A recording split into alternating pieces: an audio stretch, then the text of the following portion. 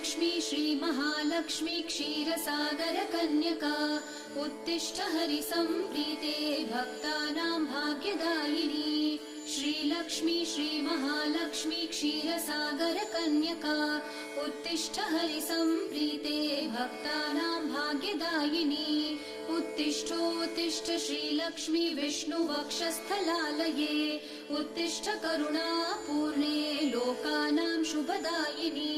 उत्तिष्ठोत्तिष्ठ श्रीलक्ष्मी विष्णुवक्षस्थलालये उत्तिष्ठ करुणापूर्णे लोकानां शुभदायिनी।